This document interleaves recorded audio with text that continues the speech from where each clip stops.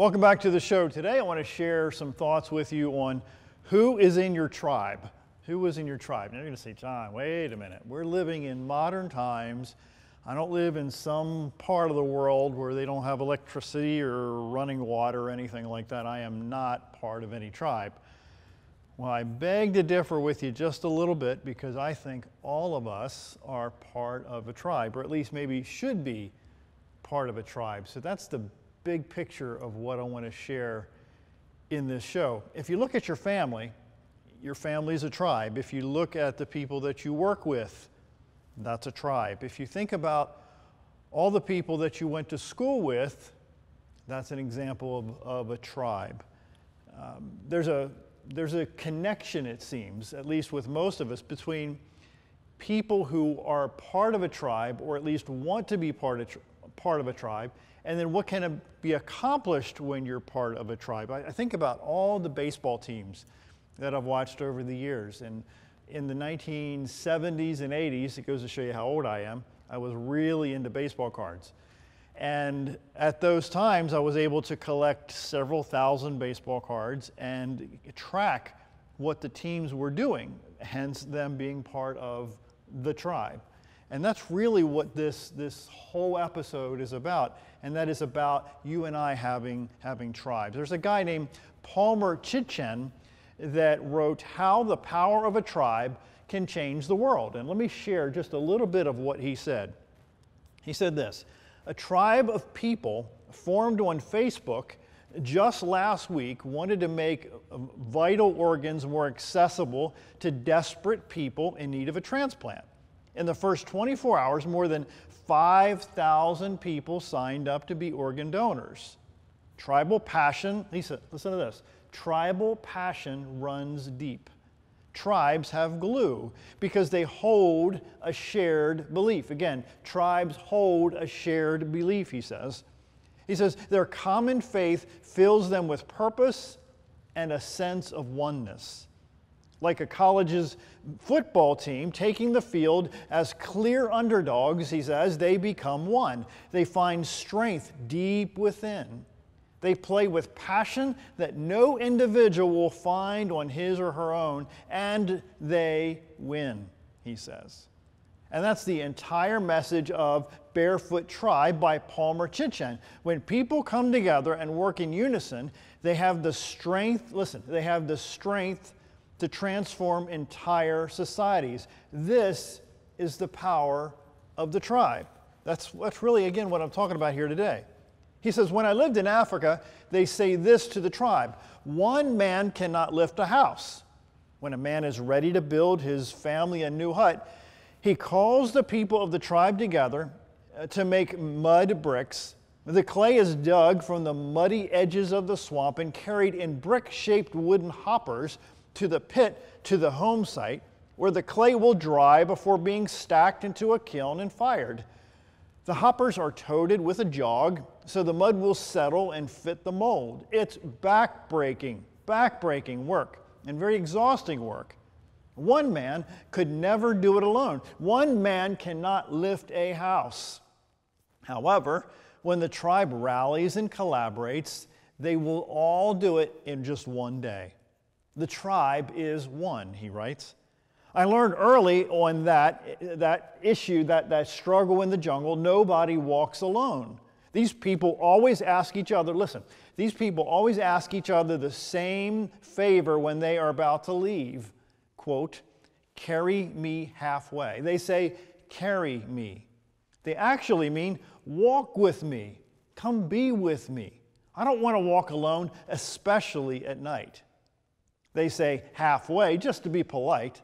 No one ever walks only halfway. They always carry you home. Now, if you think about your own life, you think about all the people that you know. Some of us know a lot of people, and some of us are known by a lot of people. And I'm wondering if you understand how important a tribe is in your own circle. Because without a tribe of any sort, and maybe even of the best sort, you tend to walk alone. For me, I tend to surround myself with people that believe in me, that I choose to believe in them, And tribes believe in an idea. Think about the people who built these huts I just shared an example of. They had one mission. They had one target. They had one goal. And that goal was to what? Was to build a hut. You need to be very, very clear on the ideas and concepts that you share with your tribe. Let me back up a second.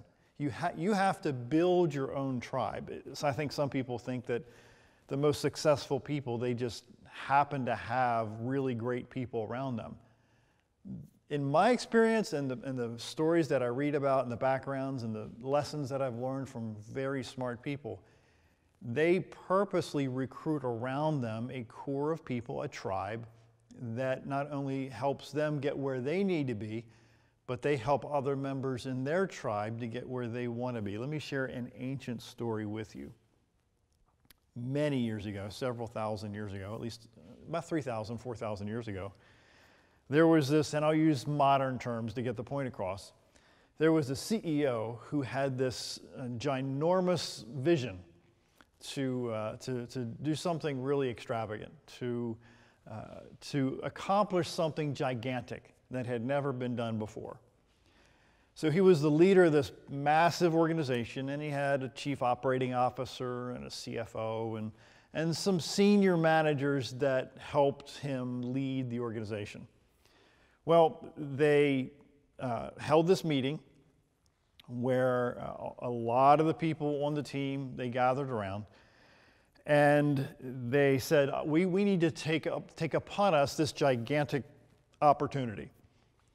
So he pulled in his chief operating officer and some senior managers and told them what he wanted to do. So he designed a map for them, a roadmap to accomplish certain things and to gather information to see if what he wanted to do was even possible. So he decided to send these people out for about a month and a half to really scope out if this particular goal was going to work. Again, this goal was gigantic. They had never achieved this before. So they sent these people out. Again, it was about a dozen of them. They sent these guys out to really scope out the pros and the cons of trying to take over this particular situation, to do something that they've never done before. Kind of reminds me of the old Star Trek show, to boldly go where no one has gone before. So the CEO surrounded himself with a core, with a tribe, a smaller tribe, but then in addition to that small tribe, there was the organization, it was the corporation, it was the company, it was the larger tribe. So these people go out for a month and a half, and they do their homework. They do their research, and they really decide to do their homework properly. They didn't do it halfway because they knew that what they were going to recommend was going to be either to do this gigantic task or to walk away from this opportunity. So they did that. They did it for about a month and a half.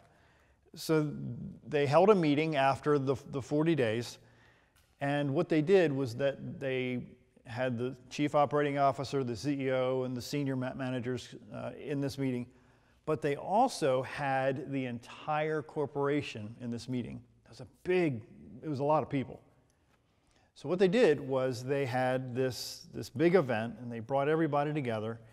And so the people that were part of this venture for 40 days to go out and really see if this opportunity was going to work, they held this meeting in the presence of the corporation. That is, all the people on the team, not just the core, not just the senior managers and the chief operating officer, but all the people in the corporation.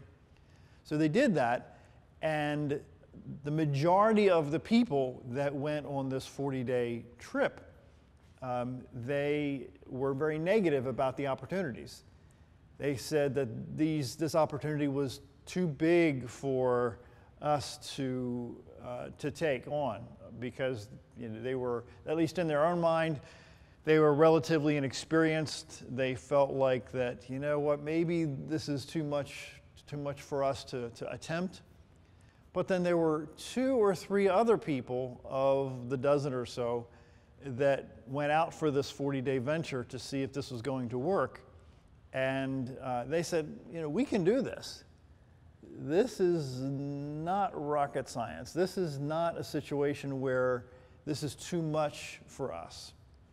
But what happened was that the larger tribe, the corporation, the people on the larger team, they heard the majority of the people that went out for the 40 days saying that this wasn't possible for us. It was too much for us to overtake, to do, to accomplish, to take on upon ourselves.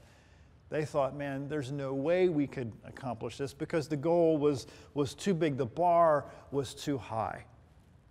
But then again, the 2 or 3 was like, this is not rocket science. We can do this. We're good. We're really better than best. So what happened was the people that were in the room, that were in the arena, that were there, that heard the senior managers and the COO talking with the CEO, they heard the negative and started amplifying and started complaining and started whining and starting to project this fear into the tribe that spread like wildfire. There's a lesson, I think, for you and I. And I've learned this the hard way too many times to share here on this episode. And that is, if you're part of a tribe, you need to be very careful what you share with what members of the tribe. John Maxwell, I think, says that you have to have a meeting before the meeting. Think about that for just a minute. There are some people in your tribe that don't need to hear certain things. There's something out there, there's a principle out there that somebody founded, my goodness, over 100 years ago called the Pareto principle. And a simplified definition is that only 2 out of 10 people are going to be extraordinary. Only 2 out of 10 people are going to do things that are above average. And I found that is true for most people. And in this storyline, in this situation, in this event that happened in history, if you think about the math, the majority of the people saw the glass as half empty. Only a few, the minority of the people, saw the glass as half full. So I'm thinking about the people in your life, I'm thinking about the people in my life who historically see the glass as half empty. So let me ask you a question. Do you want to share your goals and dreams with people who see life as half empty? The majority of people that you come across in your life are going to not see opportunities that you might see in your life. Let me say it a different way. There are some people in your life that you need to walk away from because they will constantly be trying to drag you down to their level of mediocrity and their level of being average and ordinary. And to be quite frank with you, they don't even belong in your tribe. I said moments ago that the most successful people build their tribes. They recruit their tribes. They design their tribes. I was watching a show on TV recently about a company building another skyscraper in New York City. They didn't bring the average and ordinary people to that tribe, to that organization, to that team to build this humongous skyscraper. No, they didn't do that at all because they didn't want the skyscraper to do what? To fall over. So they brought the best minds, the best skilled labor to build this skyscraper that I can't remember how tall it was, but it's huge. It's really, really big. Had to bring the engineers and the architects and the experts into their tribe in order to build something great. Anything that's ever been built in any form that has been great or extraordinary has been because they've brought people into their tribe that have enabled them to do some extraordinary things. I'm asking you today to be careful who you allow into your tribe. In fact, this group that I'm talking about moments ago, that they, the CEO and COO and the 10 or 12 people, and then the larger corporation watching and listening in. Those people were saying, this is too big for us. This is too much for us. There are some conversations, listen for just a second. There are some conversations that the majority of the tribe does not need to hear. Think about that a minute. There are some conversations that the majority of the tribe does not need to hear. I'm thinking about people in the military. A general or a captain or a colonel or whatever hierarchy you want to pick from doesn't necessarily share the full picture or the full goal set or the full mission, if you will, with the private, the guy in boot camp, or even the guy that's just out of boot camp for 6 months or a year. There's some things that the tribe doesn't need to know. Because I would say again, 80% of those in the tribe, in any organization, this is unfortunately true in most cases, most people in any tribe can't see past their own personal struggle. Only 2 or 3 out of 10 can really see what the opportunities are in their most darkest times. In fact, some people in the tribe can cause panic in the tribe. Think about that a minute. There are some people in your tribe, there are some people in my tribe that can cause panic in the tribe. In fact, Tyler Perry said this: "Don't share your dreams with everyone and don't be angry with non-dreamers." Again, Tyler Perry said, "Don't share your dreams with everyone and don't be angry with non-dreamers." There was a time in my life that I would get so upset that people didn't see what I saw. That is, people didn't see an opportunity, or people didn't work as hard as I was working to achieve certain things. I saw people that were making excuses and complaining and being average and ordinary and sleeping in half the day and doing things that were not pushing them forward. It was driving me nuts until I did some more homework and studying even more. That unfortunately the majority of people, I know I'm saying this multiple times today, but I want to make sure you understand it, that the majority of people don't push themselves past what they're going through right now to do things that few people have done throughout history. In fact, I'm reading more and more about successful people who are like billionaires, because there were times in my life that I thought that these humongously successful people never had a problem in their life. Everything was great, the grass is always green, and everybody's wonderful. But when you really dig down and pull the covers up and read between the pages of their lives, they've gone through a lot of them anyway, have really gone through some very difficult times that they didn't feel like moving on. I read an article the other day about somebody who was fired from multiple positions. In fact, one guy, you might know his name, Steve Jobs, was fired from his own company that he created. Fired from his own company by his tribe. Think about that a minute. That's a long story. I'm not going to follow that one. But think about the people in your own life that will try to pull you back from realizing some opportunities that maybe you haven't realized before. Most people, I found, can't see past their own nose. Most people can't see past their own nose. What if you and I were more selective in who you share your goals and dreams with? Think about the people that will try to tear down your goals, or maybe even water down your goals. There's been opportunities that I've been part of over the years where the average is a fraction of what we were able to accomplish because we took the limitations off of what the stereotype was, or what the norm was. We shattered all the records because we believed that we could shatter the records. Wonder about that in your own life. How many times haven't you felt like you were in a bottle or a container or a box that you couldn't go past the glass ceiling, or maybe you felt that you were being, held back or held in or locked in because of other people's opinions about you.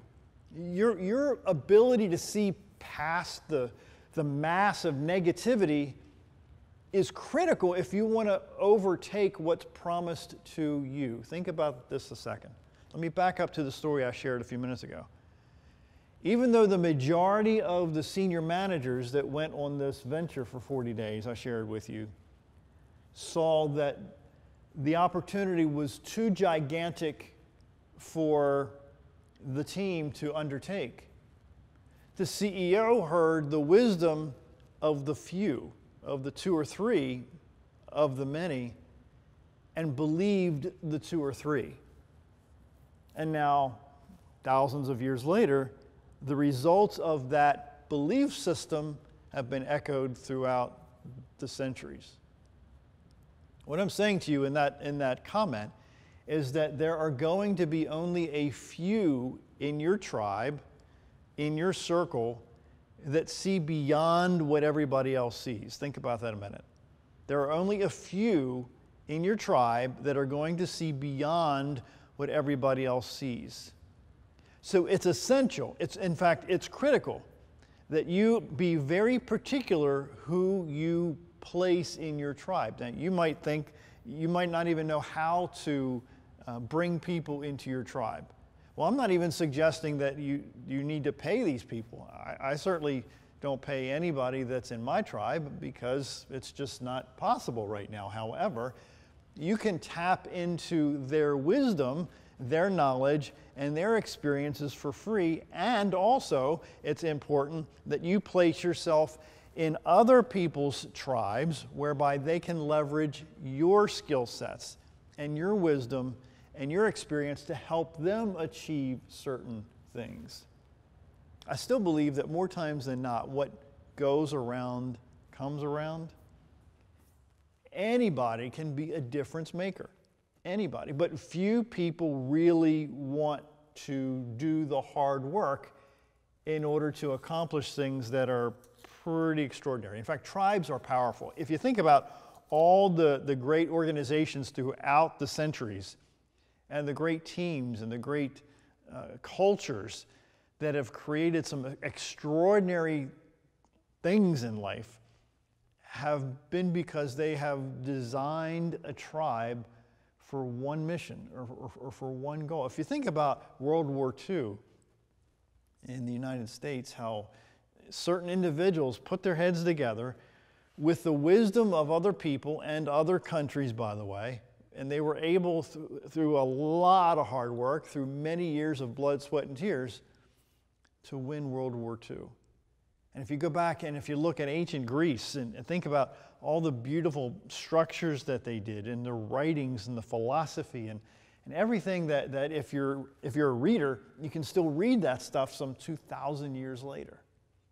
I'm asking you today to consider building a tribe that will enable you to push through some of your darkest times. Because again, statistically, 8 out of 10 people in your tribe are going to, in some form or fashion, tell you that it's a little too difficult.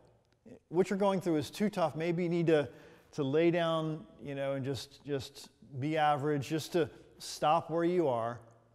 But then there's going to be the 2 or 3, it's going to be whispering in your ear, come on, get back up, keep fighting, keep going. There's another ancient story about a guy named Paul. And Paul was a very aggressive, in your face, my way or the highway, sometimes arrogant individual. But he chose a guy named Silas, S-I-L-A-S, Silas, to come alongside him, and he leveraged the skill sets of Silas to maybe soften the rough edges of himself, that being Paul. And I'm wondering if you and I can look in the mirror and say, you know what, I'm really good at this and that, but I'm not so good at that. Let me tell you a little secret about me. Don't tell anybody else. But I have chosen to surround myself with people that will push and pull me to particular goals and things that I need to do in life. And then I have other people that kind of rub the rough edges off of me and help me in areas that I need some development in. Let me be polite how I say that. Another way to say it is some areas I really suck in, and I need some people in my life that will help me get better in those areas where I suck. What I'm saying is, if you want to be somebody that you're going to look back in 30 and 40 years and say, you know what, I'm better than I was, I'm much better than I was 30 or 40 years ago, you must surround yourself with a tribe that is going places in life, because your tribe can make or break you.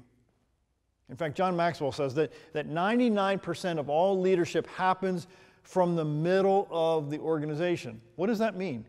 That means people in your tribe really drive everything. In fact, they pull you forward and through some of the most difficult times that you've ever been through. So I'm asking you today, as I wind up this episode, is that I need you to think about the people that you want in your life that can help you realize some of the goals and dreams that you think are just for everybody else, but not for you. I'm telling you right now, it's for you too. But you have to build your tribe so that you can get there at record speed, because life is really, really short. My name is John Carver. Thanks for watching, and we'll be back real soon.